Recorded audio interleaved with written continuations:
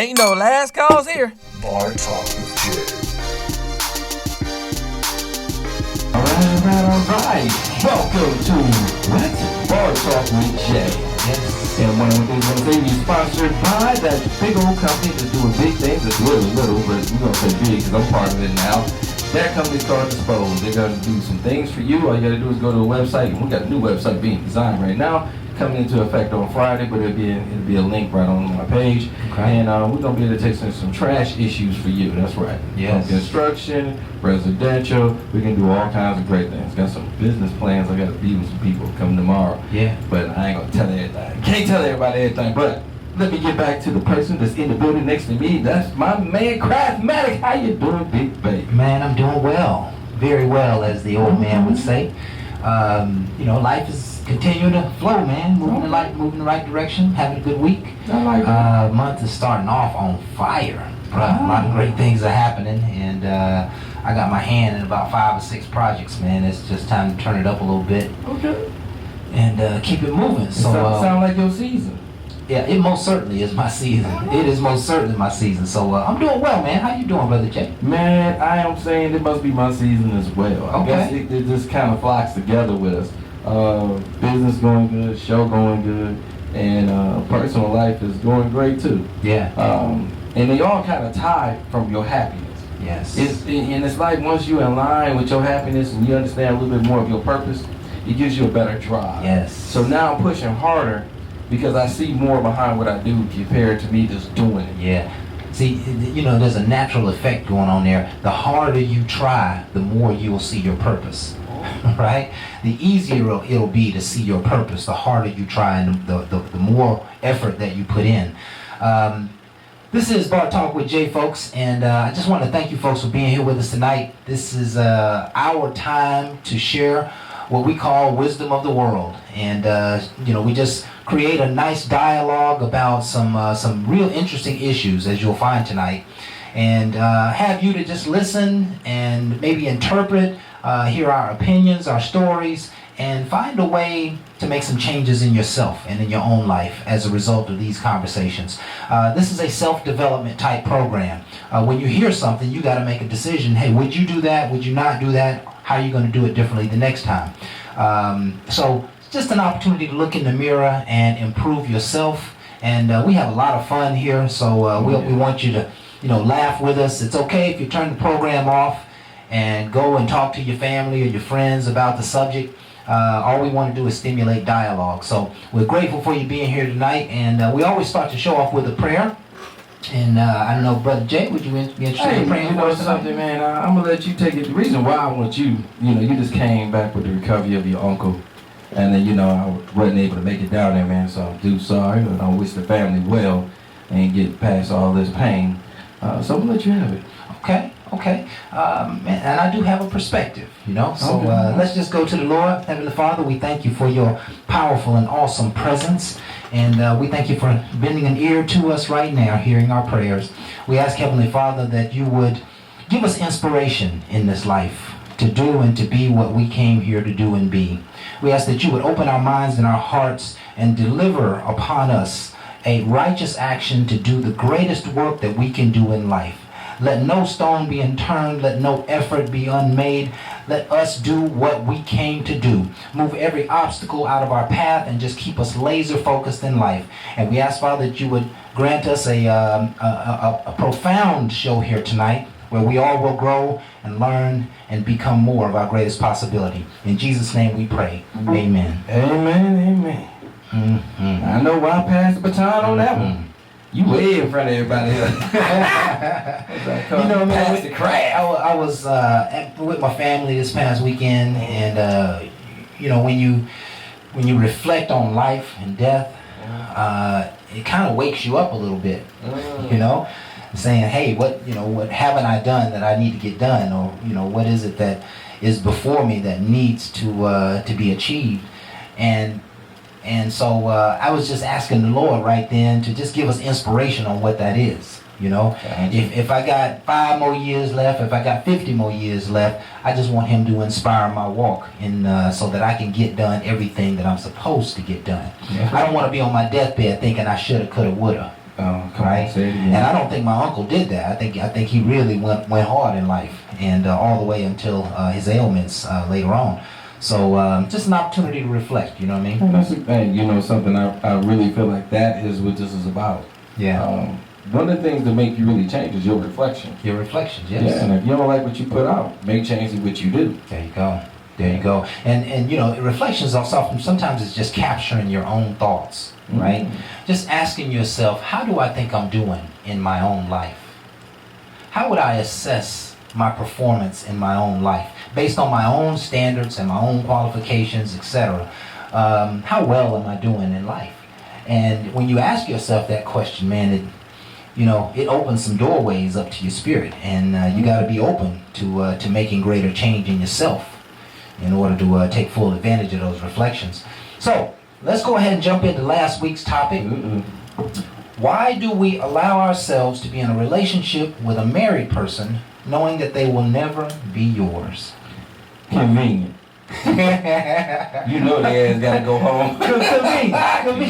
Convenience. That's all, ladies. Yeah. Selfish and convenient. Yeah. Selfish and convenient. The reality is in those situations, they just may not want. They may only want the fringe benefits. That's all they want. They only want the fringe benefits.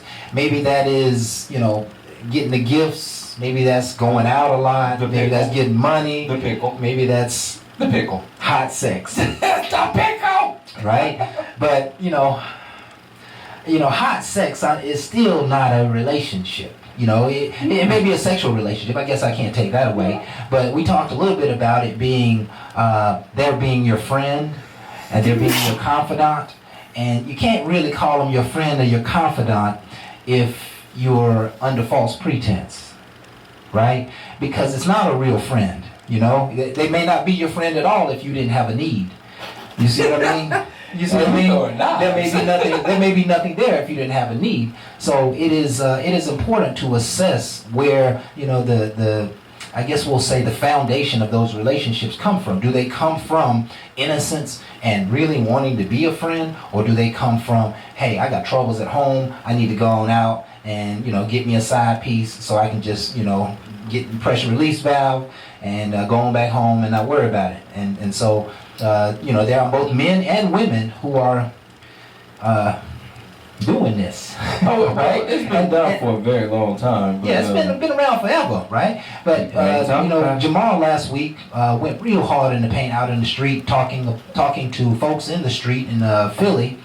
And was it Philly or Boston? No, it's Philly. It was Philly, yeah. And they were basically all the women who got on the program said they would not mess with a married man. Mm-hmm. And I applaud that, and because I do believe, and Uncle Phil kind of disagreed with me. Well, he was the poly. He said he was doing something against the regular religion. He was going. I mean, basically he posed a interesting argument. We just don't agree with it, right? The argument is that just because if I mess with a married woman, that I'm in no way considered, she's cheating, not him, right? And I told him that there is a price to pay for disrespecting those people's God, right? There is a price to pay, and it could be karma. It could be he roadblocks his Mrs. Right, or he could create some calamities in his life. I mean, real calamities. Just imagine messing around with, let's say this guy, somebody, right? Mm-hmm. And you end up messing around with their wife. And this guy, mm-hmm. but you mess around with his wife. There's got to be some kind of supernatural punishment for that behavior. It breaks the laws of harmony, right? Mm-hmm. It is cheating, it is stealing, it is lying, and no matter what you call it, no matter how you try to position it, it is still taking something away from others. And there is a price to pay for that. And I know a friend of mine was telling me about that they are holding people accountable in California who mess with married people. Like if you know that they were married, they are bringing lawsuits against you. And so, there is we gotta hold society accountable, man. Otherwise, it creates great temptation to the one of the most sacred relationships in that we know of, which is marriage. And you just can't allow people to flagrantly disregard someone's marriage. I think you should be holding society accountable for that. I think that's a good rule or a good policy. If you don't know, that's one thing. But if you know, you really are hurting the world a little bit, you know? I would like to say on that one right there, yeah, that's going to be questionable because, again, going back to what Phil was saying, if I don't look at religion like that, and I don't practice like that, and I'm an atheist, then your marriage don't mean nothing to me. Right. And that person I'm dealing with don't mean nothing to me. So to that person, how you going to hold me to accountable to something I don't believe in? Right. So that's where you're going to get into some of that because, again, marriage is a religion. And that came from... It is. And, this is a whole next level of accountability, but if I know that... Well, I ain't saying it's right or wrong. No, yeah, you're not saying right or wrong, but this is a good point to make, my brother's keeper, so to speak, kind of question, right? If you know that I don't eat ice cream, or I don't drink milk, or I don't eat chocolate, if you know that I don't eat pork, if you know that I don't, then anything that you do that try to get me to do that is tampering with my spirit, my way. Okay? You're causing temptation. You're trying to pull someone off their mark. Okay? And anytime you do that, that woman, if you were just a regular man, that woman might have just had a cup of coffee with you and went home. But because you was a pimp with some sly moves and you had some talk game and you saw that she was weak, that you lured her back to your crib.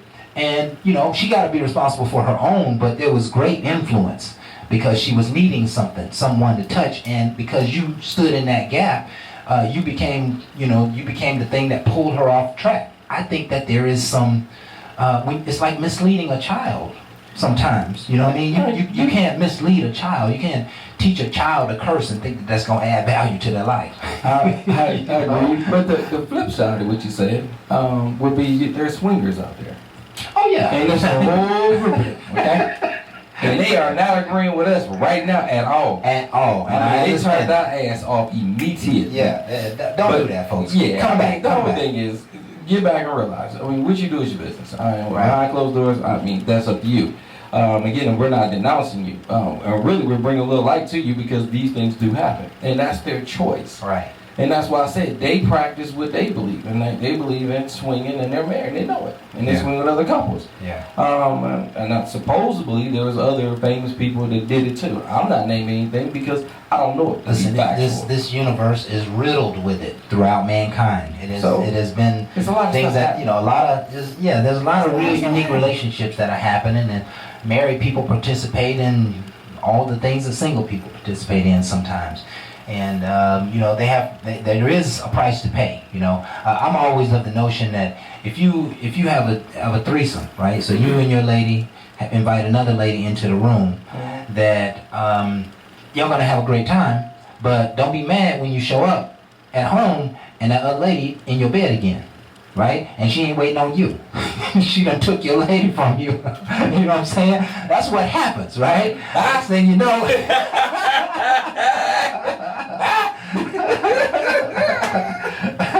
Wait, mine. You can't pay it with mine. Right. And we've had some shows on that topic. We've had some shows on threesomes that, they were powerful shows. Let's go ahead and move on. First of all, please take a look at the show. It was a great show. Why do we allow ourselves to be in a relationship with a married person knowing that they will never be yours? We're all over internet, Facebook, YouTube, Periscope, iTunes, Facebook. Yep. Come on, Jay. Offer up, like plan. Don't be leaving out the good ones. Yeah. Meet me. I'm gonna have to go to Offer Up and see how we doing over there. Not Periscope this time, but normally Periscope. We're trying to hit every platform we can. Yeah. We're also waiting. We're trying to get into iHeart. Okay. I got somebody behind the scene helping me out with the iHeart. Okay. But again, you go to Spotify. Okay. Yes. Yeah. Apple Podcast. There's another one that's called Coincast. Okay. That's a new one. We even on it. Yeah. So again, and remember, we talk radio. So again, we're all over the place if that's what you want to do. Yeah, and if you folks didn't know, 75% of all radio is talk radio. Oh, yeah. And so we're fitting right in the game. We just want you to share the message, subscribe, and like us, share us, subscribe, yes. like us, share us, subscribe. Yeah. It's hard to say them 3 words in a row. You're doing good. Continue to stay with us. We just want to talk about valuable and real information. Let's move on to the quote for the week. Barbara is not able to be with us. We want to thank Barbara for a line in our program tonight. And she always puts together some awesome quotes, and this is a good one. And it goes like this. We all have moments when we question if we can go on. No matter how confident someone may look, there are times that we feel insecure and unsure. No matter how strong someone may appear, there are days they feel like falling apart. Never think for a moment that you are alone with your struggles. Look in the mirror and smile and say, I'm truly proud of myself and the person I fought to become. Listen, we are talking about everyday struggles. I like that. Everyday struggles. Now, we all have them. And my Uncle Thomas, who just recently passed, God bless his soul, he was one of those people that you never knew he had a struggle because he always had a smile on his face. And when you can learn to live life like that, I think the smile becomes like a tool to fight off pain and suffering sometimes. So, the point here is that there are going to be times that you feel insecure and unsure. No matter how strong you may appear, there are days that you feel like falling apart. And what she wanted you to know is that you should know that you are never alone with your struggles.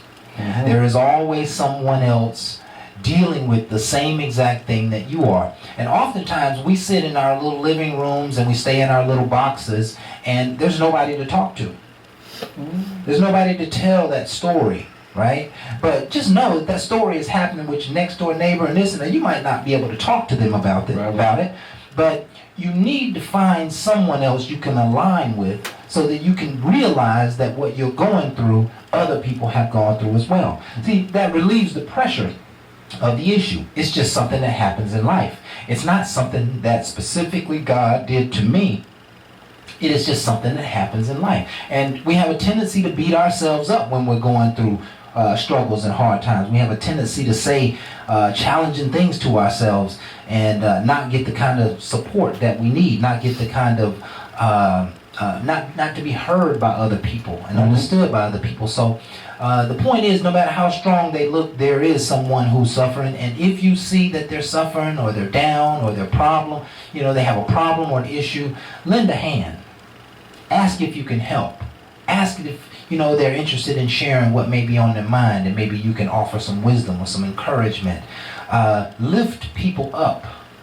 When you see people down, lift them up. Take time to lift someone up, and you will find that even in your darkest time, there'll be somebody there to lift you up. I agree. I seen on Facebook a man was going out doing kind things to people he did not know.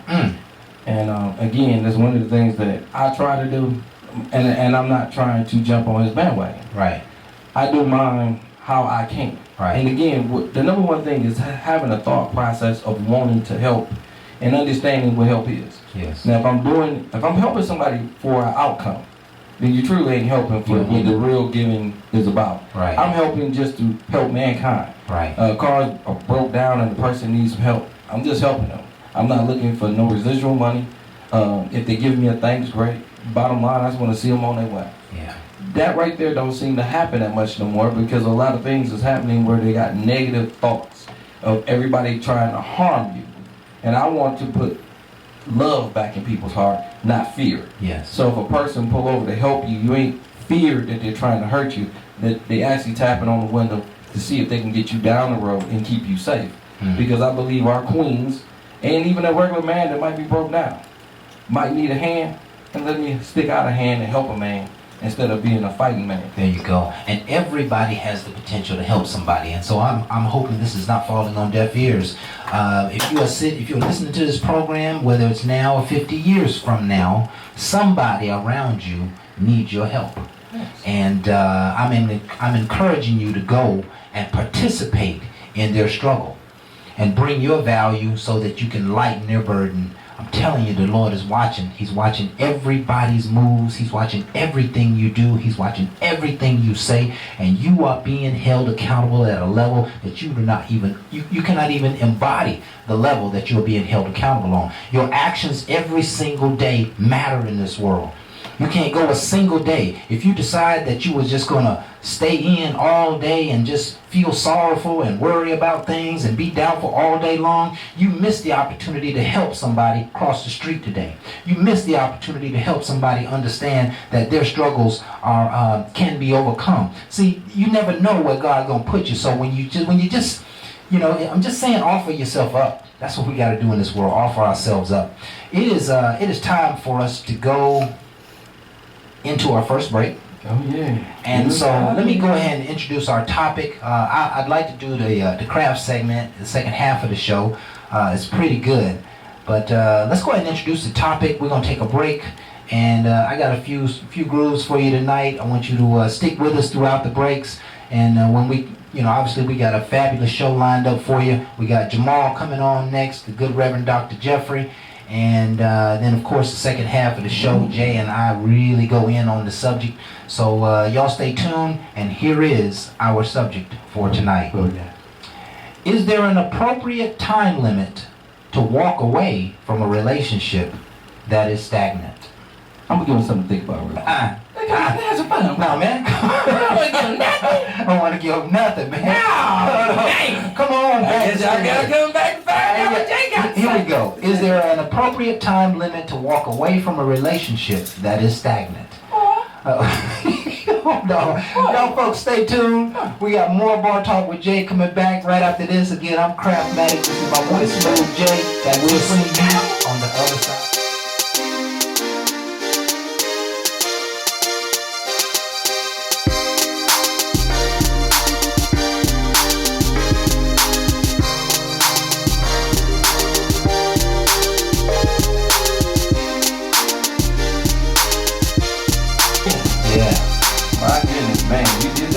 All right, let's get back to this show tonight, because right now we're going to bring somebody on. This person right here that looks like him, it might not be him. That is the person I call Jamal. That's out in the street. That's going to be doing some things for me. Jamal, how you doing, big baby?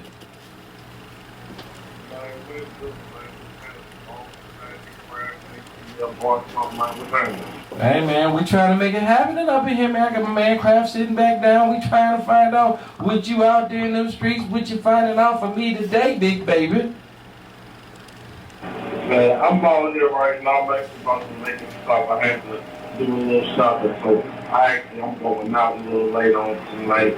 Little fellas gonna have a little soiree, and Jay is the Hennessy is on the menu for the night, so I hope y'all catch my way. My weekend starting early, you feel me?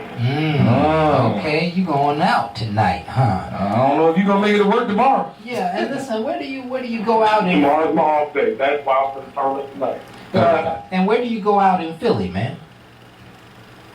Man, we going down the South Street. South So, Street. Philly, it's not like you got clubs to go to.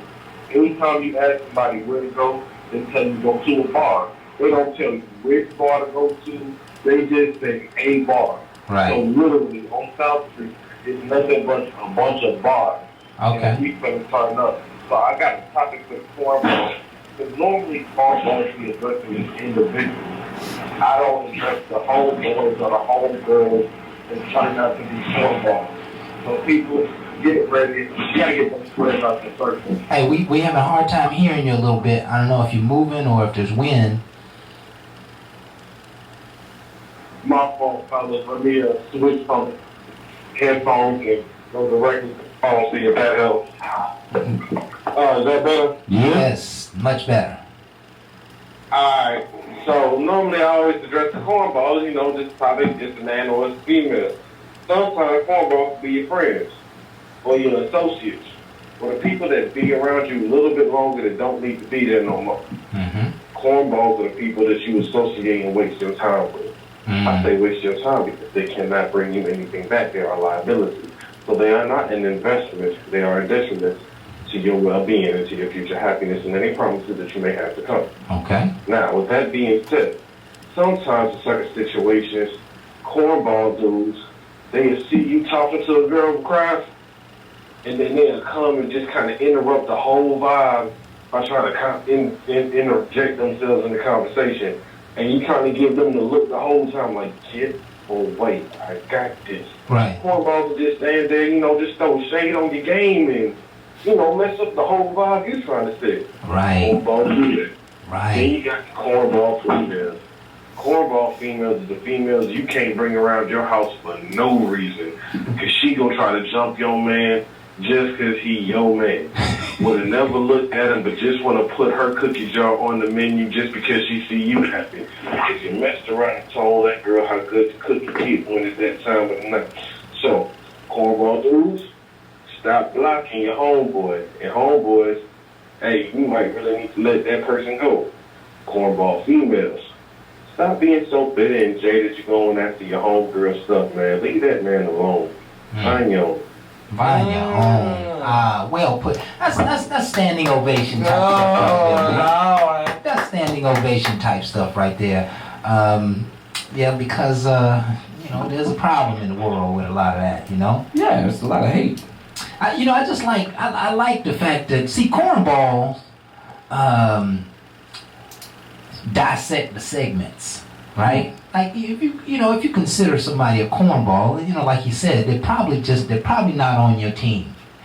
They probably are trying to work against you in one way or another. You see them hating,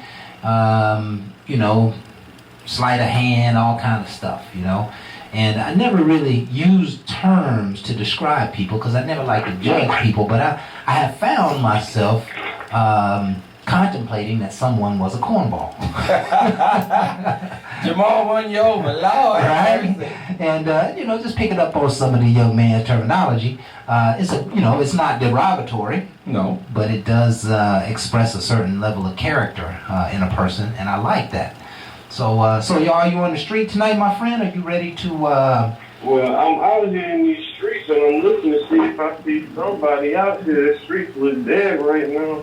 Okay. Oh, what's poppin'? Well, that's all right. We'd love to hear your feedback on the topic. Shall I pose it to you? What's happening? What's happening? The topic goes like this. Is there an appropriate time limit to walk away from a relationship that is stagnant? Yeah, when you get bored. Oh, I was supposed to think about that. My bad. You might have caught This ain't rehearsed. Reflect on such a strong topic and think of that. Best answer. Yeah, when you get bored. Like, real talk, man. If you lose interest in a person, it's not just for you, but it's for the other person, man. You choosing to stick around for the stick around is a waste of time. Waste of yours and a waste of theirs. Right. You misleading that person by not being truthful and saying, hey, I'm just not feeling this no more. You really doing more damage and you become the person that's the heartbreaker. You know what I'm saying? Because you didn't want to take the time to be honest. Right. Now, that could be man or woman. Right. But at the end of the day, I think you should be honest, not just to say, oh, I want to mess around with the next person because I think it's better. But if your truth of the matter is, hey, I'm going to run over you, I'm going to hurt you, this ain't what you want, you're not even what I'm looking for, then tell that person that up front. Like, don't have them wasting their time, their effort, right. And you're not interested. Right. Now you're making that person look stupid for what? For your enjoyment? Yeah. That shows how shallow of a person you are if you don't tell me the truth. Right. And once I get to that point, cornballs and developing cornballs trying to be better, if you get a person, male or female, that do that to you, that's when you got to get the swag about yourself and say, you know what, I gave you enough chance to tell me the truth. Not only do I not want nothing to do with you, but everything that you done did to me, you're going to get back. You got to color purple sealy that thing and throw it right back on them. They put the Geechee on them, right. And they going to get back everything you said. Right. Boom. That's good. That's good. That's good feedback, man. I'm loving your perspective. So let me just dive a little deeper here since we got a few minutes. Are you suggesting that the boredom Has nothing to do with you? If the boredom has to do with me, then you say to me, hey, sweetheart, I'll tell you this right now. I'm getting a little bored. Give me a chance. Talk to me. Tell me what's up. But don't just leave me out there having you not like me or feel some type of way and you don't tell me the truth. Okay. If you take the time and talk to me and say, babe, I'm not liking this, babe, this ain't what it's hitting for. Babe, that move you do is terrible. If you don't tell me that, then how am I supposed to know to fix the situation? And if you choose not to tell me, you are showing me the quality of person that you are. Because you're leaving me to look stupid when you can help me to do better. What if you just... So that means you're really not a team person. That's when the person on the other end gets to flip the script. Well, now, listen, if you do something that your significant other doesn't like, or continue to do this little thing that your significant other doesn't like, you know it. Ain't no question about it. They ain't got to come telling you. You know that gets on their nerves. You know what I'm saying? They might have She has this thing about Burberry cologne. Burberry cologne is from her last boyfriend. She just utterly hates the smell of Burberry cologne. And she don't tell you. But you keep wearing it around her and you not know why her mood changes or why she always bringing up old stuff at this particular time. Because you bringing up a trigger. If she don't tell you about that stuff, you're not knowing that you're doing something wrong. Yeah. If she don't tell you that, hey, babe, on Saturdays, I need a man to go outside and just do something. I don't care what it is. If she don't say that, babe, I don't like that, then you go about your Saturday morning any other way that you do.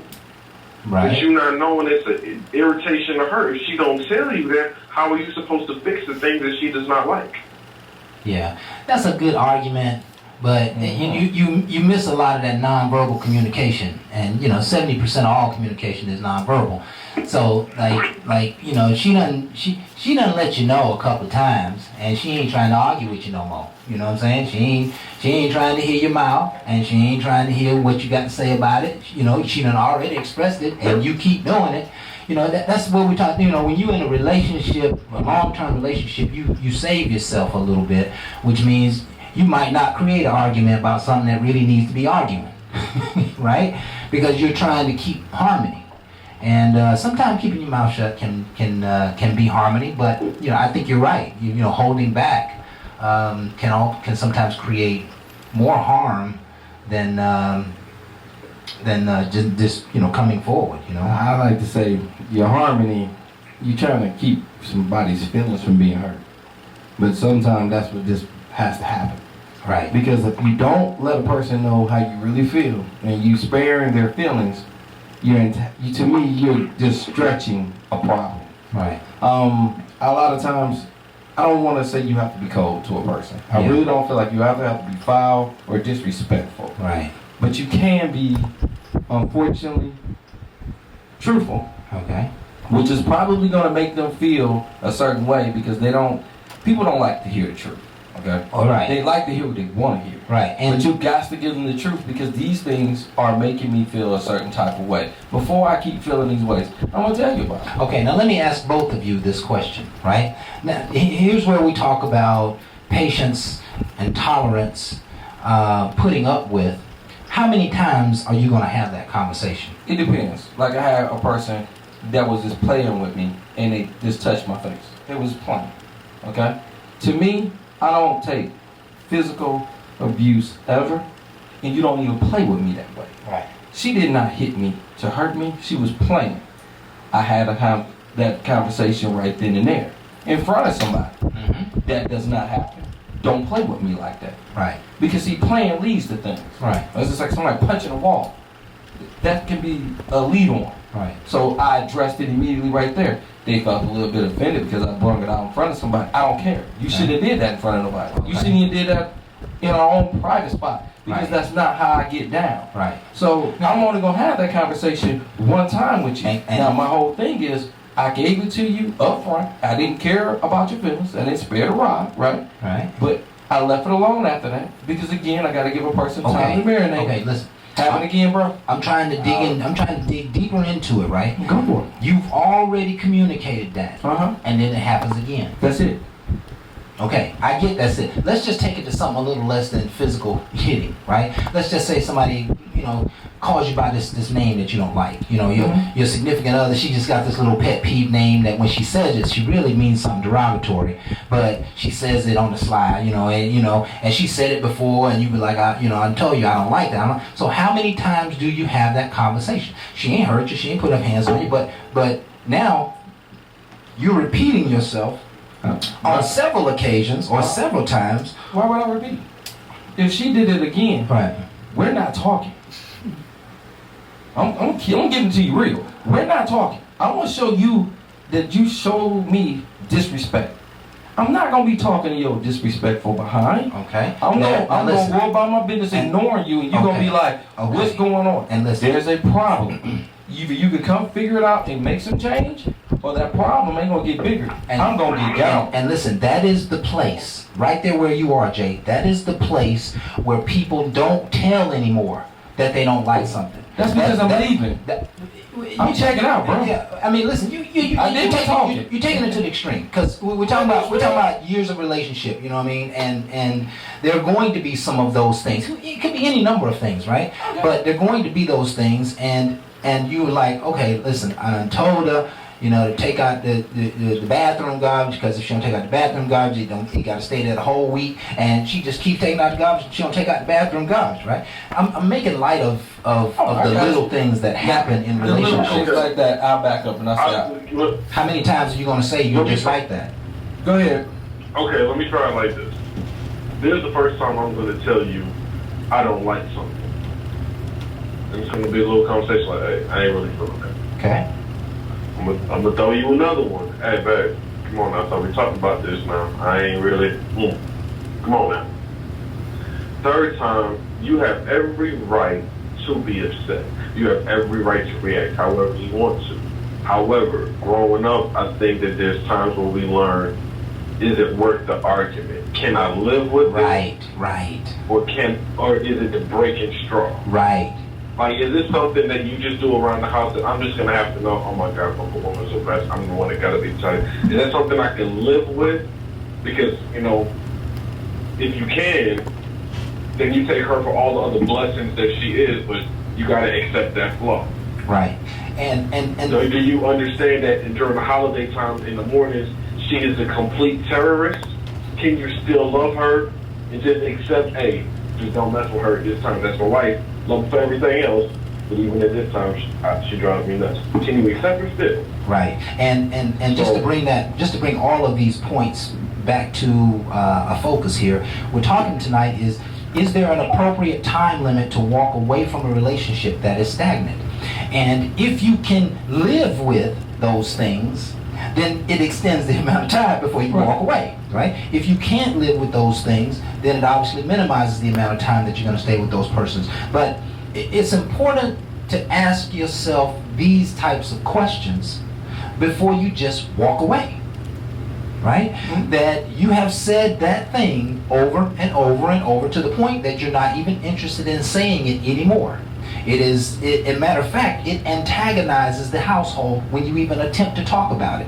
And we all have had those issues in our relationships and in our home. As soon as it comes up, it just brings up heat. It just brings up disagreement and a discussion. So now you stop talking about it. And you deal with it another way, and hopefully not the wrong way, but you're probably not dealing with it the most right way, because the most right way would be to talk about it. But how long is it going to take? How many times are you going to have to deal with that situation before you say enough is enough? And if you love a person, that gives you a little more time, right? If the person is trying, that gives you a little more time. If the person's not trying, then that's going to cut down your next set of efforts to try and heal and repair the relationship, Okay, throwing myself out there. I got a situation with, sweetheart that I talked to. And one of the issues that we face is, I know if I want to talk to her about anything, I can always go to her. I can talk to her about anything. But when it comes to her, me and her can talk about everything except her family. When it comes to her family, I don't say nothing. Matter of fact, when she talks about her family, I turn mute. I just nod my head, even through the phone. Just yup, That's awesome. Right. Wow. Right. You don't. Everything else I can have an opinion, but when it comes to her family, don't you dare say anything. Because she's so I've had these protective. conversations, and I've come to the point that I just say, you know what? I love her so much that I'm just gonna have to. I'm gonna have to not bring that up because I love her. I'm not gonna talk about that. I'm gonna just Yes. accept it for what it is. Yes. Yes. And that is, I think that is the right thing to do. Is she just, excuse me, folks, excuse me. Is she just being overly protective? Oh, she's very open. It's just, I guess it's like anybody else when it comes to their family. Hey, I can talk about them all I want to, but you can't say nothing about them. Okay, that makes sense. That makes sense. It doesn't. I mean, it doesn't sound like she's outside of the norm when you put it like that. He knows her. Yeah, he knows. And her. when you know him, you can step off because again, you want to give him a little bit of leeway. There you It's go. like what you're saying. Sometimes you have to. I'm just saying when it don't show me no value, I don't like when it is checking out. And see, just let's be real. My time is valuable like their time is valuable. right. And they feel like they're wasting their time. Well, I hate to say this. What the hell you think you're doing with mine? Right. Like, I got it just to give. I'm getting older too. But one thing I won't do is play with you. I don't got time. I got a lot of things on my plate. Right. Can you add value? Yeah. If not, get the hell off my plate. Yeah. Yeah, and man, I love this discussion, and it is yet and still going to go deeper, folks. We gotta take a break. We'll be right back.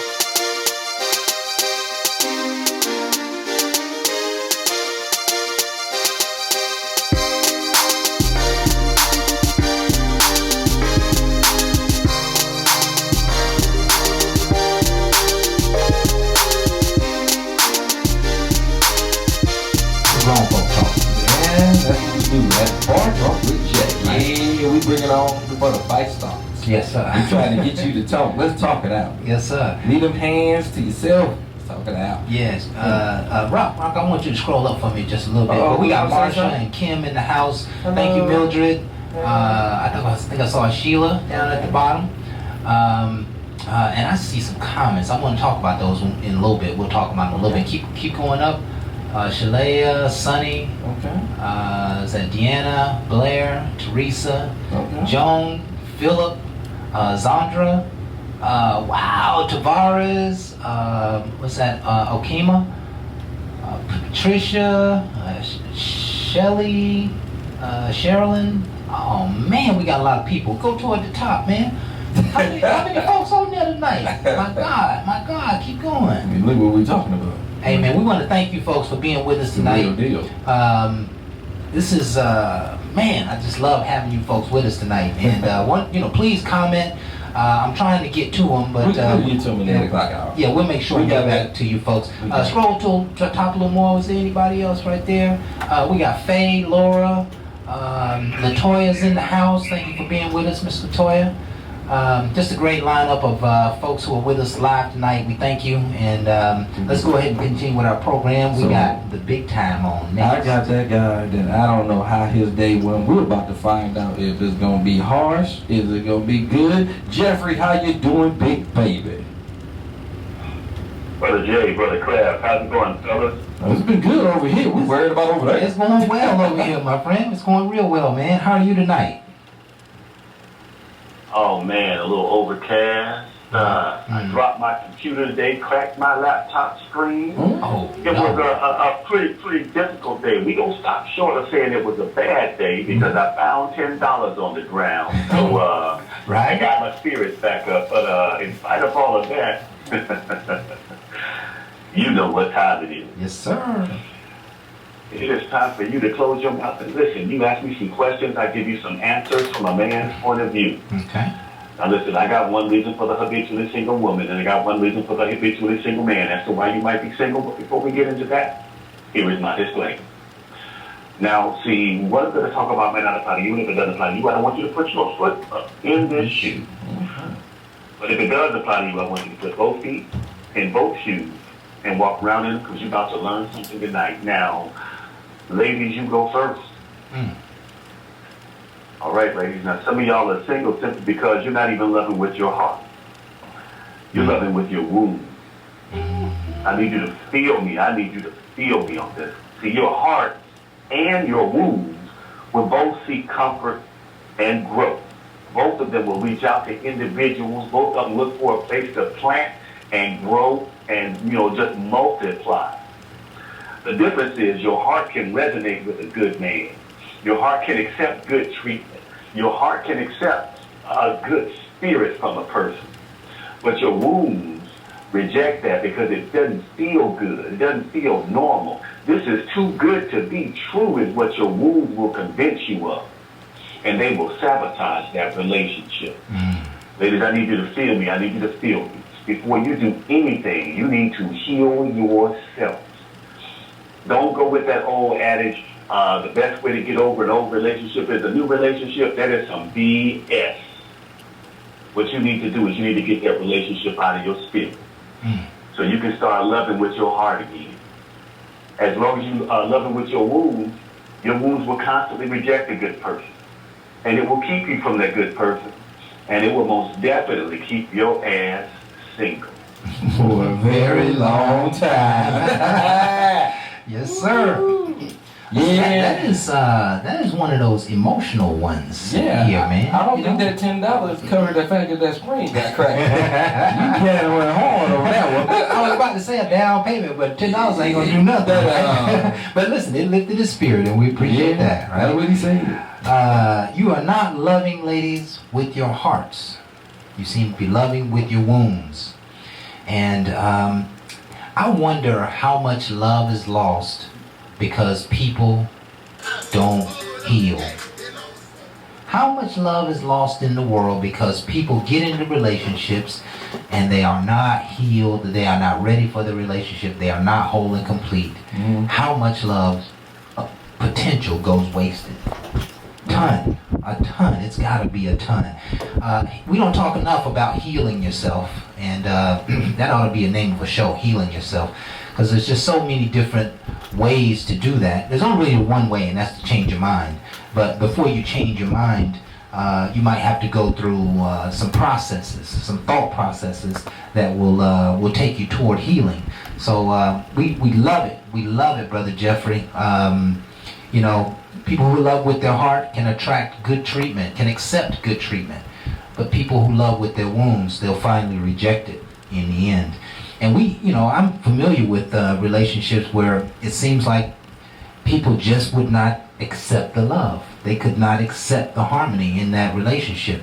And maybe, because they had old wounds and hurts, maybe they just were, just not ready. Didn't know what real love looked like when it showed up, But thank you so much, Brother Jeffrey. We'll hand it back over to you, sir.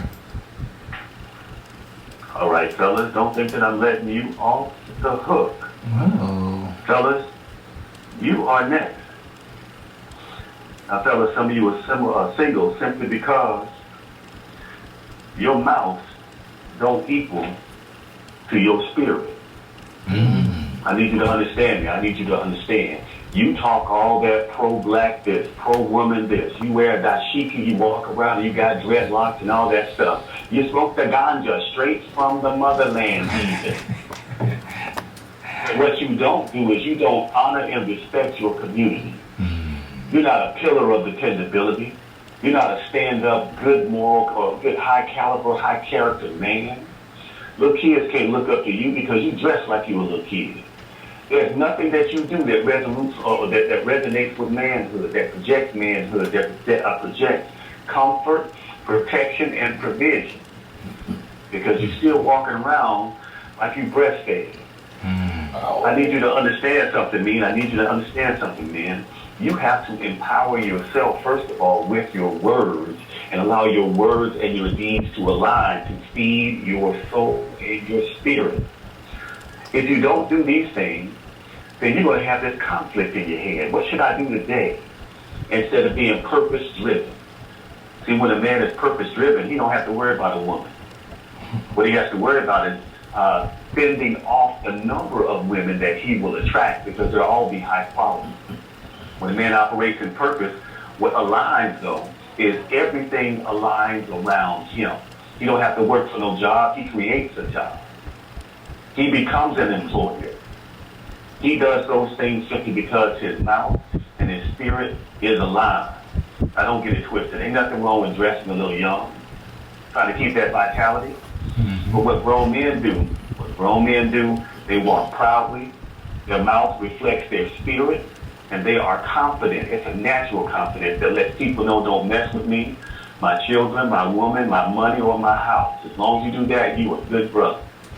The minute you mess with one of those things, you're in a whole lot of trouble. Right now, though, we too soft. Right now, we too silly.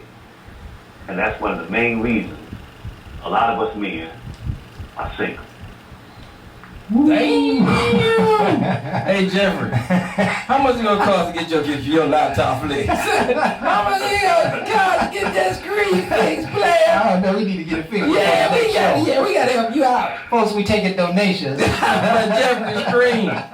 Because if y'all don't help fix it, y'all in for it next week.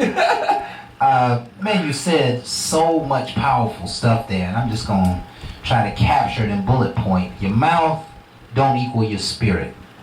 You don't honor or respect your community. And ultimately, he's saying that men, we have to empower ourselves, right? We got to feed our own souls. We have to be purpose-driven. We have to operate in purpose and express natural confidence. And what came to my mind, the summary of what came to my mind in all of that was we got to care about ourselves. We have to begin to care about ourselves, and I think there needs to be some teaching in that way, because folks who just don't know. I'm always an advocate of folks who just don't know.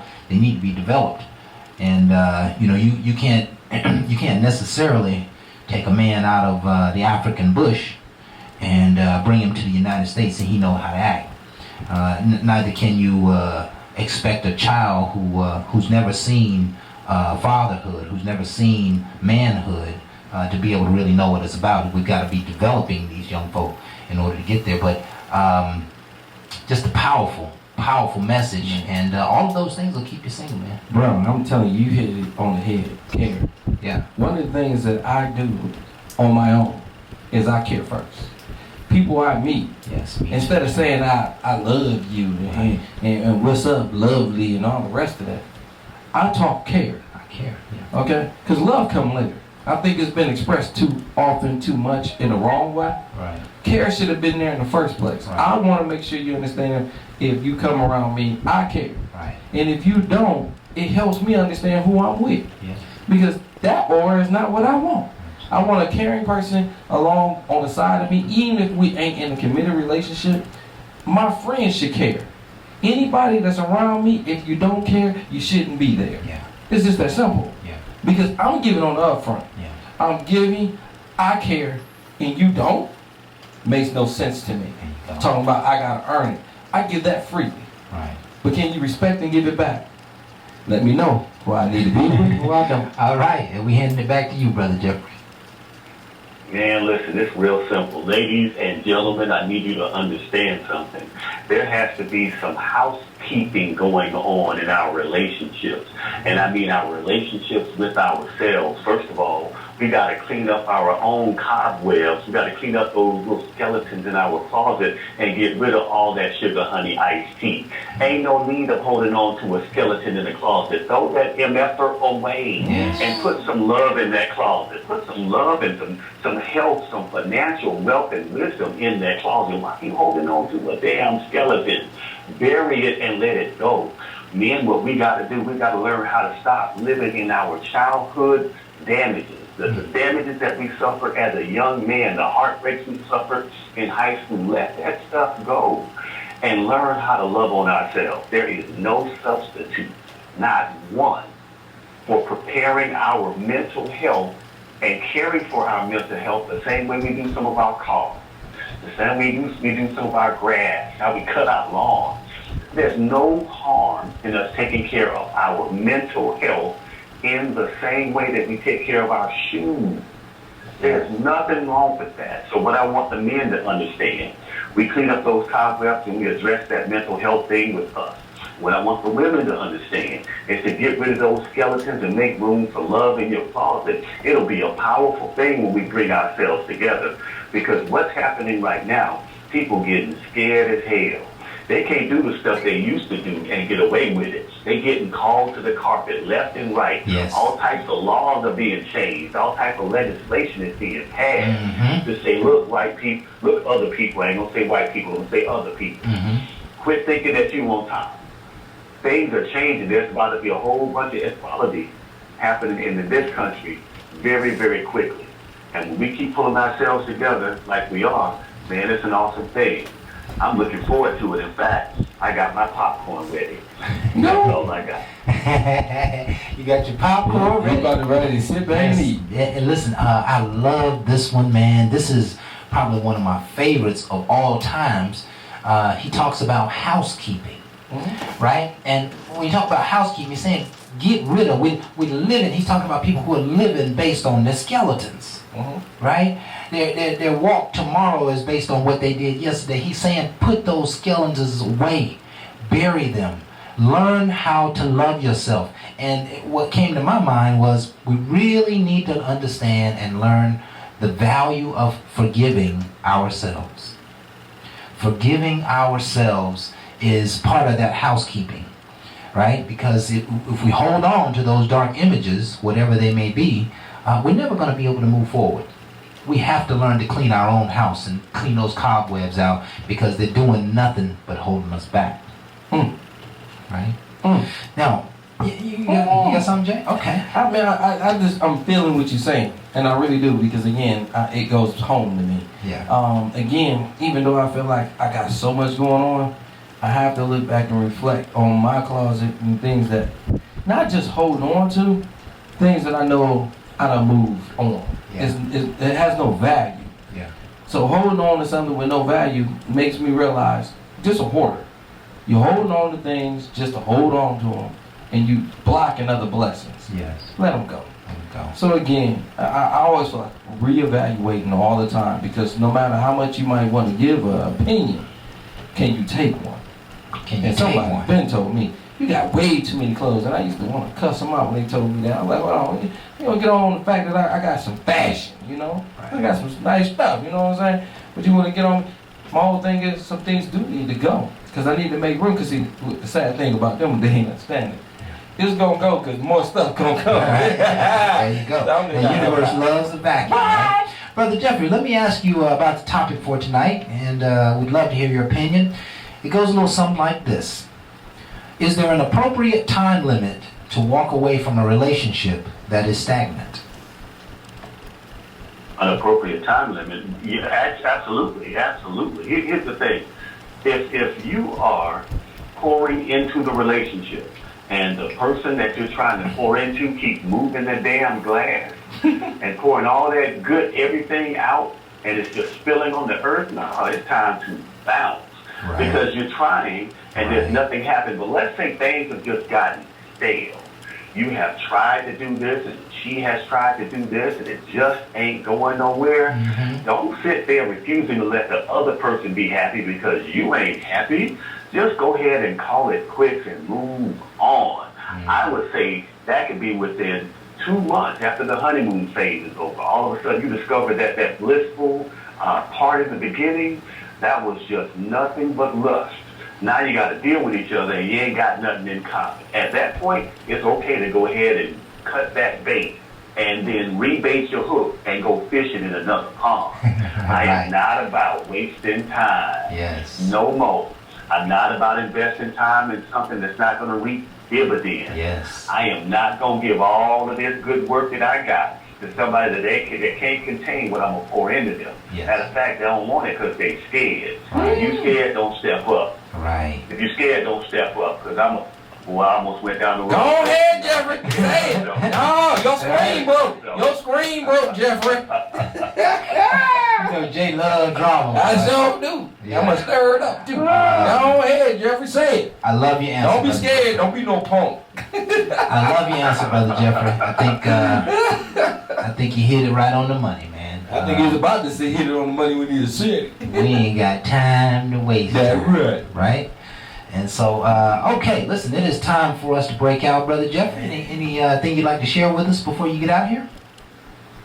Oh, man, I appreciate the opportunity, man. I always look forward to talking to you guys each week, man. Looking forward to next week. Hey, thank you so much for all that you do, man, and we'll look forward to hearing from you next week. Peace out later. Okay. All right, folks. Again, this is Bar Talk with Jay. We're about to take another break. And you can see this show is always going in so hard. Right? Oh, man, it's going so hard. I love it. All right, y'all stay tuned. We'll be right back. More Bar Talk with Jay.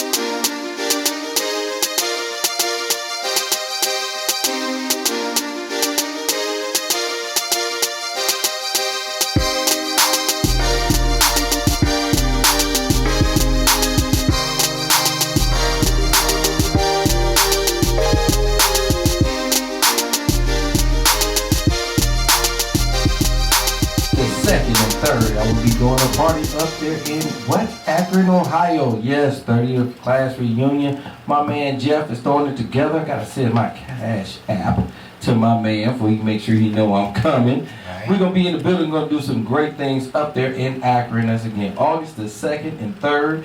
He put it together, and I gotta admit, great itinerary. You're getting a lot for $100, and I'm asking for all the surrounding schools to come kick it with us so we can do a party in Akron like no other. That's right, Bar Talk with Jay, doing it outside the ATL. Now, we got to get back to this topic tonight. Craftmatic, let them know exactly what we're talking about tonight. All right, tonight's subject is there an appropriate time limit to walk away from a relationship that is stagnant? Hell yes. You ready? I'm ready. Well, they ain't got no more value. Right. I'm just telling you, but there's no more value. No more value. I like it. It is time to cut the cord. There's going to be a very difficult thing. Now, when I say that, that's not me just quickly giving up on a person quickly. Just understand. Somebody might want you to be somewhere that you're not. Ask yourself, is there still value in what you're doing? Do we still be there for you? Is he encouraging you? Is he still nurturing you? That's a healthy relationship that I might be like, okay, I might not be able to quickly walk away from because I like the things that's in it, even though I'm not getting my way. When I'm in a relationship and this person is just telling me what I need to do, but they ain't doing nothing for me, they ain't helping me, they ain't aiding my show, my business, but you telling me what you want, yo, determined crazy behind need to be by your damn self, just like I was before I met you. Right. It's a decision. And a lot of times that's being cold. It ain't being cold. I am driven. I have a purpose. Don't take me off path because you got your own and you feel like I can make it because I'm financially. No, don't look at my finances like that. Because I struggled to get mine there. Right. And you feel like, oh, well, I can just, listen, take your ass on and figure it out. Just like I did. And that way I can be with somebody that can respect what I've been through and we can nurture each other in a way that it ain't about money at that point. Right. It's about growth. Right. It's about when I turn my head, I'm not worried about no money she spent. Whatever she spent, I don't care. She with me. Yeah. She roll with me. We're going to eat good. Right. But if you're going to sit over here and constantly get on my nerve about something that I already let you know what I got in place, but you going to tell me how I'm going to do it another way when I've been struggling this way, and you, now, I will tell you, if you're telling me some ways that can make things better, I am willing to sit back and listen. I'm sitting back and listen, yes. But when that way only goes to your way. Right. Now, I'm going to start shutting down because we already talked about it. Right. But it got to be this way. Right. Now, I like some of the stuff that you brought to the table. Right. But that your way thing really seemed like it's all about you. Right. And once you get what you want, I get happy. Right. No, bro. I'm never believing happy wife, happy life. Whoever came up with that, y'all can kiss my root too. Because happy starts with me first. Right. It has to start within. Right. Just a woman I think you're sadly somewhat mistaken. I know a lot of married men be like, I ain't gonna agree with you, bro, because you want to keep your happy home. Keep it happy. But please understand, even keeping her happy, if you don't understand what makes you happy, it's gonna lead you down a road of disappointment. I don't care for disappointment. The number one thing I care for is the understanding. If I know what's driving me, and that's the number one thing about a king, is understanding you to push somebody to a higher level. A queen got to recognize me as well. Compliment each other, and I'm telling you, you can go great places. Right. Staying with a person just because they got money only lead to something other than what you probably really want. Because some people say money is everything. I ain't never thought it was everything. Yeah. I wanted happiness way before that. Yes. My show makes me happy. It don't bring me the dividends that most people might think. Yes. It doesn't matter. Yes. My business does great things. It does better than my show. Yes. The number one thing is I see the vision in both. Right. So to me, to live out and see something come to fruition where I said it and was able to do it, my God, I feel so good. Yeah. But for somebody to take it from me and tell me how it should be because I want this and I shouldn't be struggling, when I struggled to get here, I feel like you might need to struggle a little bit more. Yeah. Because just coming off And my that's- coattail ain't gonna help you. Yeah, that's some self-preservation right there. Miss Marcia typed in a comment a while ago, and those of you who are live with us saw it. But she basically says, I'm not sure exactly what she was referring to, but she says, no, it's not. Walk away before you waste too much of your time on someone who does not feel about you as you feel about him or her. Once someone shows you how he or she is, believe it. And Now hold on. let's applaud that. I got applaud, but I'm gonna jump in there. That is my neighbor, and one of the things I gotta say, her and her husband and her family showed me what true family is. I ain't never seen them kids outside without one of them being out there. And again, they from Alabama, but it's not about Alabama. They're about love. Right. And for them to be my neighbors, I love them to death just for them being them. And that's why I love my neighborhood. My neighborhood is totally different, and everybody does differently, but we all love the same, but love differently as the same. Yeah. And that's what I love about her. Her comment. His home, because I see how she loves Felix, her husband, and how they nurture off each other. Mm-hmm. I can't say I want the same. I just know it works for them. Yeah. I want something that'll work for me. That's why we don't have to hate, and we can appreciate. And that's what I want everybody else to do. Stop looking at somebody else and judging, and just understand what's for them might be for them. Ain't got nothing to do with you. Find a way to go to yourself, understand you, and love from within. It'll be so much better for you There you go. than watching TV and thinking that's what it should be, because that's probably half our problem. Let's attempt to break this question down a little bit tonight. And, I always like to get beneath the surface of things so that we can see the functionality, right? You can see the process of things once you get below the surface. Go for it. The question becomes again, is there an appropriate time limit to walk away from a relationship that is stagnant? There's 3 questions that are proposed. Time limit. Okay. Okay. At the end of the time limit, you're going to walk away, or you're going to stay.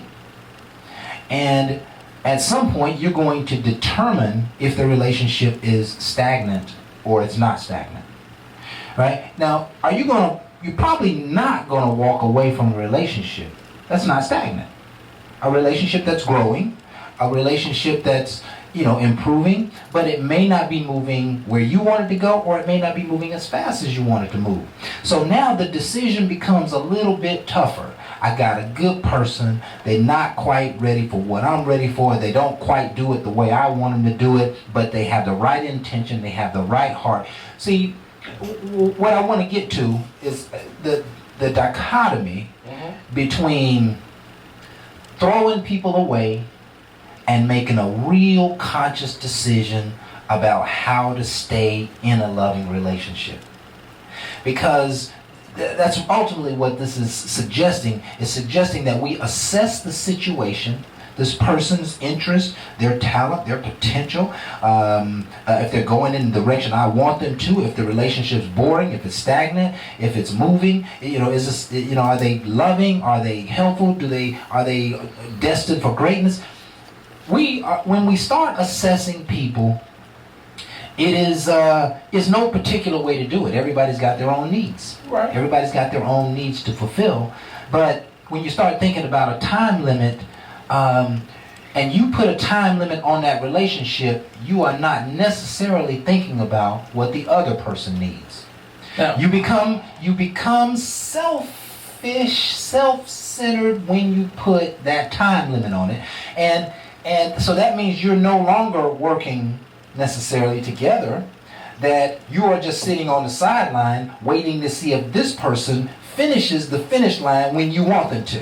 And if they don't finish the finish line when you want them to, you're going to push them out. And see, now there's another factor in it. Do I tell them about the timeline or not? If I tell them about the timeline, it may potentially change the time frame if I ever get to my goal or not. So there's so many things to think about when you are in a relationship and when the relationship might be stagnant. All we're asking you folks to do is to consider things before you rush away. Now, I'm of the notion that when people break up, they've gotten to a point where they are absolutely sick of something. When they break up, they have given up completely. Whether they tried or not, they are no longer interested in that thing or that person or that thing about that person. And so, does the complete frustration of the thing that causes them to push that person away, is that frustration got any love in it? If you're gonna break up with somebody, does your frustration have any love in it? Because if your frustration has some love in it, then you can find some empathy to at least say, well, they don't do it the way I would do it, but they seem to get it done. Or they may not know how to do it. Maybe I can work with them and help them and coach them and love them get it done. It sounds to me like we are attempting with this question and in this show to inspire love. We are attempting to ask you to hold on a little longer and make some assessments that are not selfish. Make some assessments for the other person's favor, right? You got to look at it with empathy. It's easy to say that somebody's messing up and they don't do what you want them to do, or they didn't, they were supposed to be fixing dinner every night and they ain't fixing dinner every night, and you mad about that. And, even though they're your spouse or a significant other, they don't owe you nothing. So your frustration is built on some falseness, right? You may need to learn to get in there and go in and cook yourself rather than been griping about them not cooking. Even though they may be a house parent or not have a job, who knows the circumstances, but we just asking people to slow down a little bit. There's too many broken homes, there's too many broken families, and if we don't talk about how to build a relationship, how to stay in the game, how to make it work for the long haul, all we're going to end up with is more broken homes and more broken families. So I think this discussion was not in my mind and soul. It wasn't at this point, but it really lends itself to building families, and that's what we are all about. We're all about love. We're all about honoring oneself, but at the same time, we're really, like Jeffrey always say, we're really about building families. And so it's just such an outstanding conversation to have. It is. There's somebody who you were in a relationship with, and you look in your past, and you might think to yourself, I wonder what that relationship would have been like if I would have just gave in. I probably would have still been with a good man or a good woman. But there's always, hey, it is what it is, and it's time to move on. But don't allow yourself to lose a good person because you're short-sighted. I just say, coulda, shoulda, coulda. I mean, unfortunately, when you date, one of the things about dating, you date to eliminate. So that means you can be dating multiple people, which means you have multiple choices, which means you can contaminate your thought process of what you really want. So I'm not gonna tell nobody that dating is the be all of all. No, I think marriages. But again, after being divorced now and dating, and doing talk radio, and understanding people and healing, I know some people need to take their dang on time before they just get back into a solid relationship. And a lot of people feel like they are mature and they can get into a relationship a lot sooner than others. And I really feel like I want to challenge you.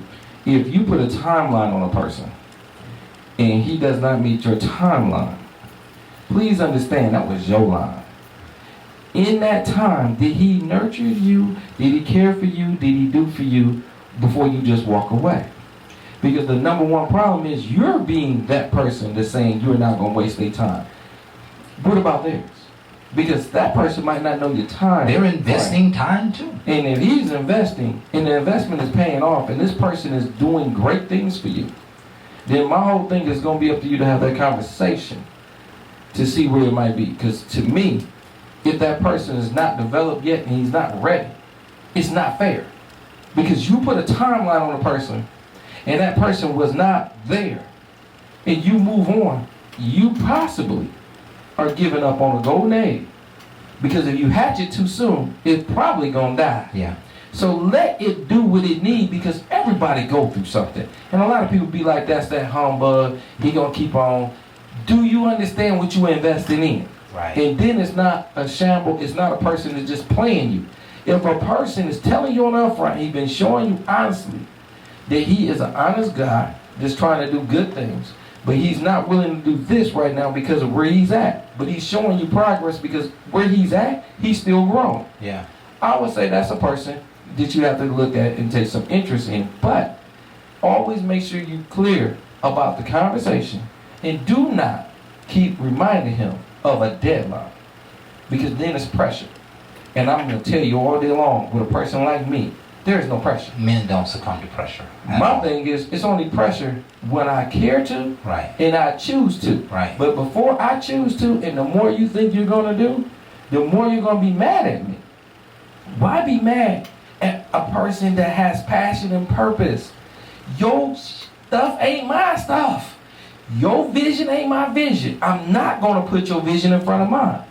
It is to be complimented. Yeah. So if you keep thinking you're going to overshadow me by what you have to have, you will be leaving my ass. I promise you. All day, every day. And you won't be the first, and I'm pretty sure you won't be the last. And guess what? I will still say the most positive things about you. Always. I'll have nothing negative to say with a right. person that invested and spent time with me. That's right. But I appreciate you. I love you to death. And I still wish the best for you, like I might have told you when I met you. I wasn't going to harm you or your child at any time. Right. And that's just how I feel. And that's what I'm going to stand by as a man. Mm-hmm. What you do is your business. Yeah. I respect you. I respect so you. even when you gone, I will think of you highly, but I will not call you. Don't worry. I won't have to block you. I don't have to delete you. I got too many things in front of me. Please understand. It's up to you. Make your decision, because when I make mine, I promise you, I still don't have to delete. I just don't have to answer. Boy, you going so hard. You some of Jeffrey rub I'm trying to help. I'm trying to help. Hey, the listen, folks. that's all right. Listen, we love your perspective. We love your opinion or perspective, and hopefully our team out there is in an uproar, agreeing or disagreeing, because we want you to get fired up about these subjects. It's time for us to take another break. Y'all stay tuned. I got a nice smooth cut by Jacquees, and we'll be right back right after this.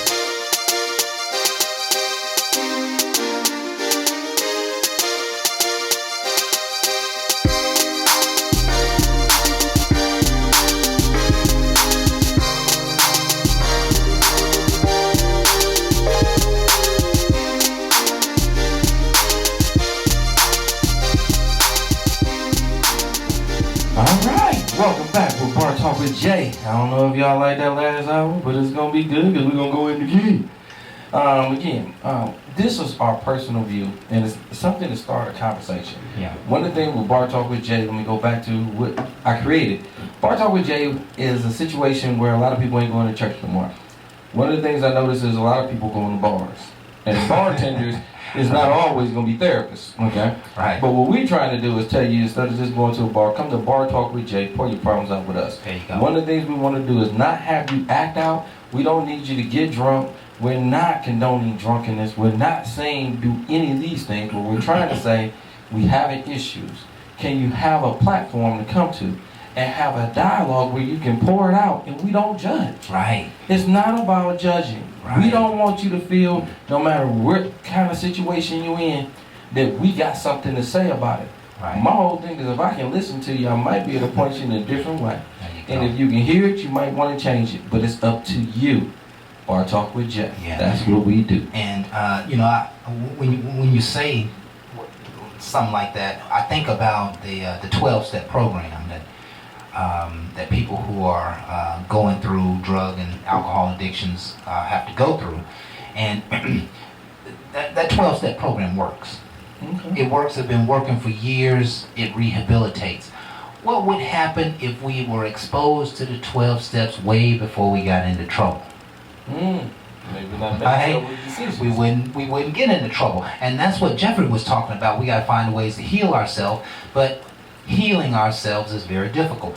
And that's what this show is all about. It's an attempt to give you a picture of healing. If you don't hear it in our show, you'll make that decision in your own mind while we're talking about this stuff. I know there are some ladies out there who are in relationships right now that are, basically we're talking to you. We're talking to you that, hey, you got a time limit and you considering walking away, and, maybe the relationship's stagnant, it's not going where you want them to go.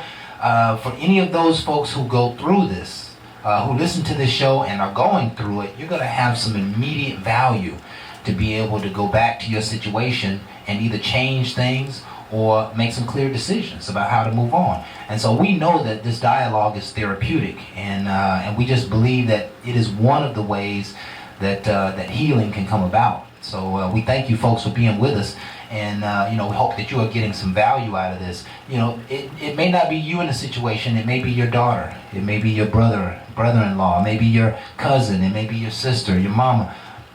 Relationships are among everyone, right? And we all are dealing with some of this stuff. In some cases, is there an appropriate time limit to let your children push your children out of the house? Right? And I know a few people facing that, and sometimes the kids want to stick around, sometimes the parents love it. I didn't know you had a knife in your back pocket. No, the point is that it is a relationship that is still under assessment. A parent-child relationship. It really was an assessment. I already want to go from the get-go. Listen, have any of you folks ever had a relative to come and live with them after years, and you realize they ain't the person you remember it was? They used to be helpful and giving and supportive. Now they just leeching and taking. And probably why they with you. Probably why they with you. Somebody gave up on his head. Yeah, sometimes you got to know when to let go. There you go. Sometimes you got to know when to let go. That's what happens. Right? So any relationship that you have, you got to make these types of decisions. And I want to bring up something that I think is relative to holding on or not holding on. Ooh, I got something for that one. Dealing with bullshit. Man, Bradley brought that one up for nothing. Because I know of folks who are dealing with bullshit in their relationship. Okay. And they have tried to talk about it. They have tried to discuss it. They have tried to be patient. They have tried to be loving. They have tried to be forgiving. And all of those things, but they keep facing this nonsense that's going on in their relationship. And, there is a situation where you really have to be very, most powerfully decisive about what you want and what you are willing to put up with. I think there's no more clear idea in that. You really have to be decisive that is not going to work. I've known or seen in several cases, dozens of cases, where mothers threw their children out the house because their children was associated with drugs, or their children wouldn't manage the curfew, or their children wouldn't go and get a job. Those parents love their children to death, but sometimes a push is what you see that other person needs, right? And so now, if you are going to quit on someone, wouldn't you want to put your best foot forward before it's gone? Or are you already too shaded to try anymore? Probably too shaded? Yeah. But that's normally what happens. I would totally agree with that. Yeah, I would totally agree because with we that. go through the real. Yeah, and so what I'm getting to is that if you're dealing with some BS in your relationship, your man won't come home, or he going out, and staying too late, or your lady is doing X, Y, and Z, and it's BS. It's uncalled for. It's causing problems, and you try to deal with it. You try to talk about it. There is no time for BS. And you cannot fix people. That's another major point in this discussion. You cannot fix people. There's a sign on my wall, so you can't fix stupid either. You can't fix stupid. You can try all you want to. You can make all the valiant effort you want, but you cannot fix that person. What only thing that you can really do is assess the direction that they seem to want to go. And if that direction fits you, then you hold on. If that direction doesn't fit you, it's time to move on. There's a great deal of fear in the world about being alone.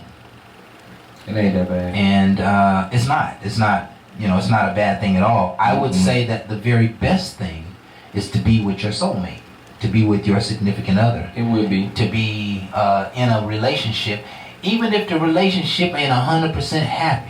It might only be 75% happy or 60% happy. In my mind, having a loved one in your life is way more valuable than living alone. That's just my opinion. And your opinion is heavy on me because, again, I have a lot of things besides what you're thinking about. I still got a mother, 82 years old. That is an encouraging factor in my life.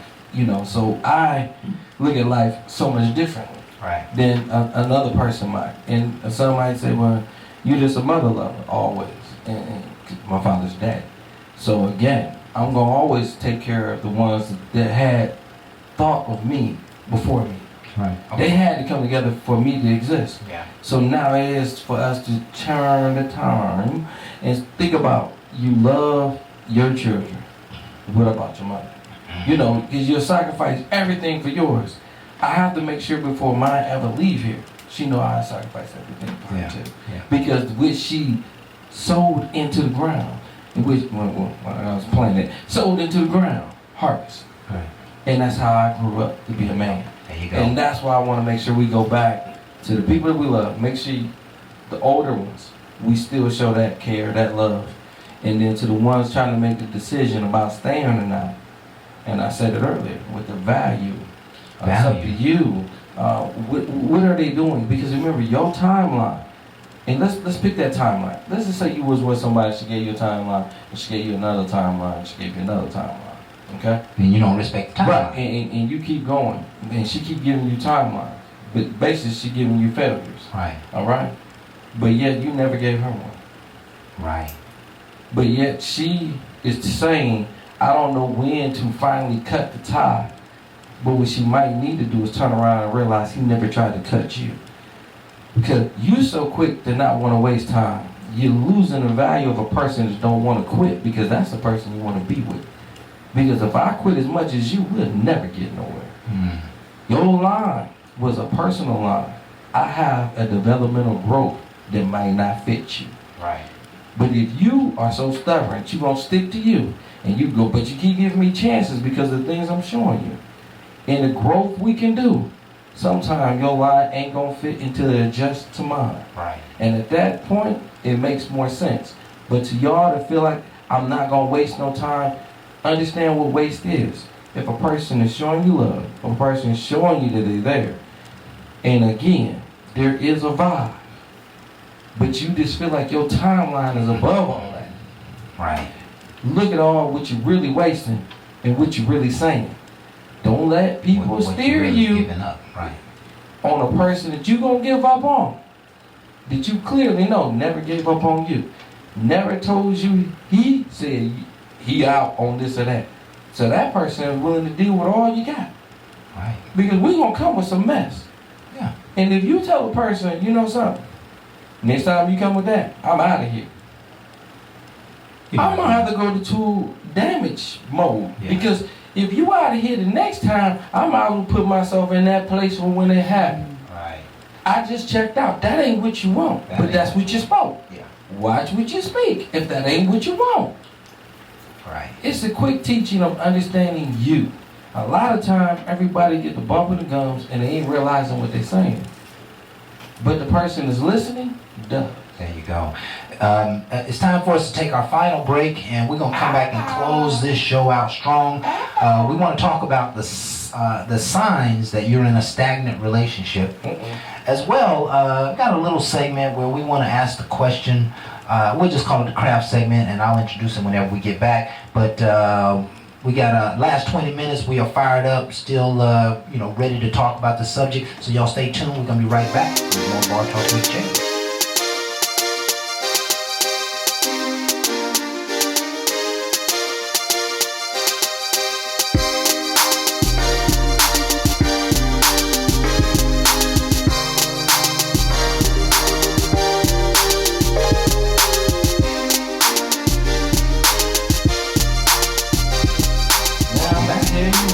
Hard that last segment, but we're about to go in a different pace because Kraft said something.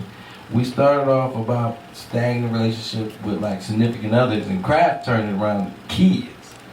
Well, with your kids acting like, oh, I'm coming back. Kraft started some stuff now. Oh, we got a lot to cover. Oh no, don't worry about this because now it's my turn. I got a son, and we about to put him on out there, okay? Now, anybody got a nice place with no furniture, okay? You got a brand new apartment, age from 26 to about 31. Come holler at me, okay? You just got an apartment. Bar Talk with Jay got a son. That's right. Little Rock is about to get the hell out. So I need y'all to go ahead, hit me up, okay? And let me know you got a nice apartment. The only problem is you can't bring his ass back. Don't keep the furniture. This ain't Walmart. Yeah. This is no return. Right. You get rock. You get the bedroom suit, TV. He got a booty back. I will go ahead. That's right. If you do it within the next 3 hours, I upgrade the booty back to a flat screen. I seen a Walmart special. I'm gonna hook you up with a brand new flat screen. That's right. I'm gonna buy it. Okay? And I'm also going to deliver the furniture and him. Yeah. And him. Now, with hold Social on. Security card and birth certificate. Now, a lot of y'all think I'm playing. Y'all be like, he playing. 770-286-7526. Right. Call it right now, bitch. My phone light up. He gone. He thought I was playing. Yeah. Rock out. Rock out. Rock about to have some fun with somebody. But he ain't going to be here at my home. Right. Listen, so I think we have done this show some justice. It comes down to the fact, it comes really down to what you want. It comes down to what the person you love want, and how those two gel together. And when you start dealing with BS or stuff you just can't fix, after you talk about it so long, you stop talking about it, and you give up long before the relationship is over. I think that's what happens in relationships. When they break up, they really gave up or they quit each other long before the actual breakup. And so now we're talking about a time frame where people lived in a very unhealthy environment. They lived in a dissatisfying environment perhaps for a long time, We don't want that for anybody. Mm-mm. It is hard to separate yourself from anything that you love, but it is sometimes required for your happiness. And I'm only just suggesting that take a look at yourself before you run away, because you can never run away from yourself. That same attitude, that same issue that you have with this person, If you didn't check yourself, you're going to have it with the next person. And it's just going to be a self-fulfilling prophecy on and on and on and on and on. Now, Barbara has given us some signs that you're in a stagnant relationship. And I'll just kind of read through them quickly. I think they're very meaningful. Are you bored in the relationship? Hold on. I think Jamal said that. Right? I have to see one thing Jamal didn't say, and I'm gonna throw out there. Bored in relationship. I like to say I have a part in that. Right. You have a part in that. I have a part in that. No matter how freaky you might get, freaky might not be to your girl. So it's boring to her. Right. So you're not stimulating her mind. You're not giving her intelligence. You're not giving her wisdom. But you're talking about her. Right. You're down in her. Right. Not realizing half of that's still you. Half of that's still you. So if you're bored, you need to check yourself a little bit, right? How about this? That you think that you're way ahead of your significant other. That you're ahead of them. So they don't seem to bring that value. No, it's just she lose me on value if she depending on money, power. My whole thing is you could be the richest man in the world. You still need love. Right. You still need encouragement. Right. So I don't care to be with the next richest girl in the world. Right. Because she might not be instilled there. Right. I need that person that's gonna fulfill me. Right. And that person don't have to be rich at all. If I'm already there. But can you ride the tide? Right. Because with anything comes a lot of adversity. Okay? Super rich, someone rich, you got things you gotta go through. Yeah. And I like to say everybody want to live it, but you don't understand. Yeah, it's what comes to my mind now is that we should be marrying for love and for love only. We should be in relationships for love and for joy. For joy, companionship. I would say yes, but you know where it came from. What? Marriage was business. It's a business. And you already knew business, the family, back in the day, right. You already knew the family took their virgin. Okay, and put on an offering block to the strongest family. Because it was a mission of the family. Yeah. To the strongest family to get the best prosper crop from. Best returns, yeah. And whatever that was. When you look at that, you'd be like, wow, we guessed. It wasn't out of love. Right. She didn't even know what she was getting with. Yeah. The family mirror.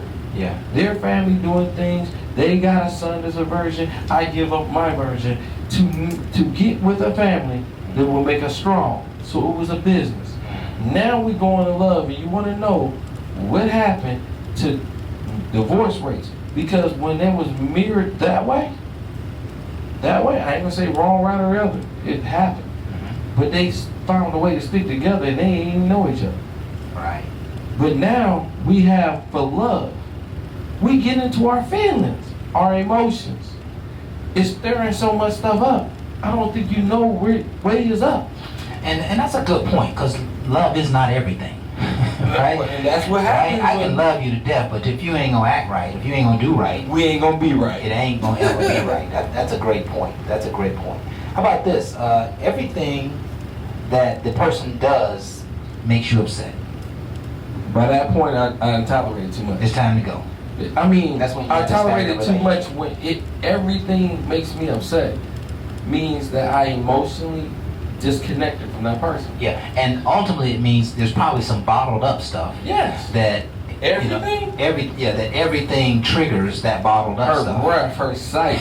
That's hatred. It's time to go. Yeah. If you don't go, I'm telling you, yeah. How about you? That you enjoy the company of others more than you enjoy the company of your spouse's significant other. Now I would say at that point I would start being a little concerned. Yeah. The reason I say that because if I have to have others to make me feel good, then you obviously even make me feel bad, or I don't feel complete with you. Yeah. Because I want to connect with the person I'm with that way, not all friends and family. Don't get me wrong though. I got family members now, I do. My mom still lives, so I do.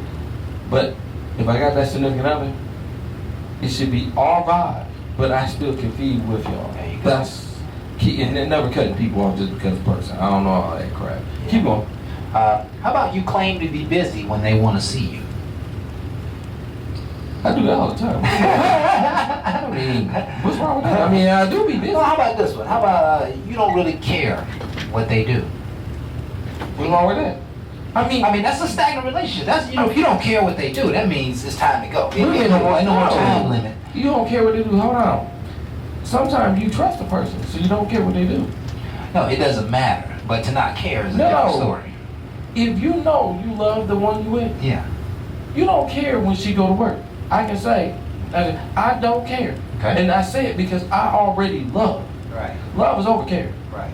But up front, that care was showed where I did not have to worry about care no more. So when somebody tell me, you don't care what I do, I already showed you I care. Yeah, But they want to throw something different than what I want to. Now, I feel. Yeah, that's me. But we gonna have fun with it. I'm just having that fun with it because you told me they care, and I like to say sometimes it's been pushed all the way wrong, and they looking at the love, and that's surpassed. Yeah, and see, what we're talking about is when you get to a point where you thinking about leaving, and all of a sudden when you start, I don't really care. I don't care if they go out. I don't care who they go out with. You know what I mean? You're done. Yeah. The relationship is done. Yeah, right? How about that? There is no next steps in your relationship. I don't understand that one. I somebody bet you needs to would. help a brother out with that Yeah. one. And that is gonna make pure. Yeah. Okay. All right. Well, I'm gonna let it go. And how about when you're wondering if you're at a dead end, it may be time to make a change. Now see, because you're questioning the whole person, you're questioning the whole relationship. Now see, that at that point you question the validity of the relationship. But it's time to go. At that dead end, you already made that decision. That it's that dead end. When you ask the question, you kind of already made. You made a decision. Yeah, the answer's in the question. So understand your decision, and that's all I'm going to get back to. Because they said dead end. Do you understand your decision? Right. Because I ain't gonna never say you shouldn't make it. Sometimes you gotta honor the fact that somebody's showing you things that'll make you want to go longer. Right. Because again, to me, it could be selfish because just what you want, not understanding what all you can have, that could be a bad factor. That could be a bad factor. Very bad.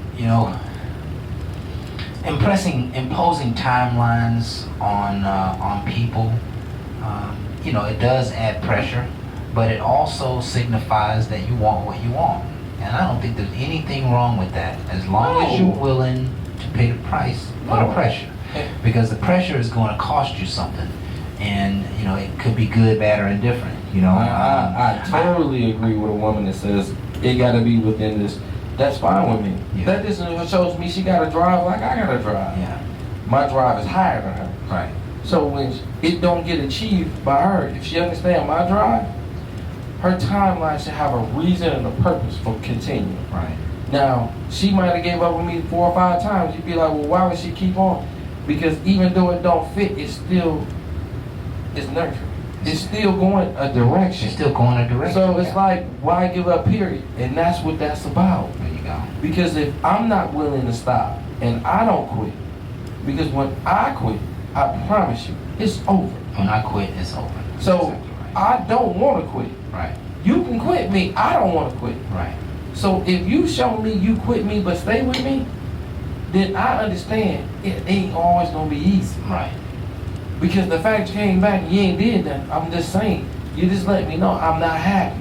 That's her way of saying happy. That's what I understand. My way of dealing is keep on going. Right. But if you understand that language, you can make things a whole lot easier. There you go. Quit fighting. Quit fighting. Quit fighting. It is time for us to wrap this show up. And yeah, man, this is a great topic because hopefully it gives people an opportunity to either capture more of their life and their potential by getting rid of the baggage, or it causes people to turn and face one another and grow in love and build a long-term, healthy, loving relationship. I believe in the airlines. What's that? They make you pay for your baggage. Quit holding on till it's gonna cost you a whole lot. People paying for their baggage anyway. They gotta carry them. Let me tell you, the carry-on can go above head. Yeah. But when it gets so big, they gonna make you pay for it. Cause you carrying dead weight. Right. Everything you carry ain't worth being carried. If you carrying dead weight, it's time to shed. If not, they gonna charge you. They gonna cost you something. So why pay them when you can pay yourself? Woo. Let it go. All right. And again, my name is Craftmatic. This is my boy Jay. And this is Bar Talk with Jay. We want to thank you folks for being with us tonight. just another opportunity to talk about relationships and how we can improve our lives, our relationships, our effort, maybe keep from wasting time. I think this has been a valuable discussion. I hope you think so as well. We'll be back here next week, next Thursday, 7 to 9, Facebook Live. Please come and join us and hear some of these positive, powerful messages. That's right. we And go bring on to the table. Facebook. Give us your comments. If you're scared to come on air, throw your comments after the show. Yeah, I will go it back don't to matter. them. Just send us some comments and talk to us. We love you, and we are out. Ain't no last calls here. Bar Talk with Jay.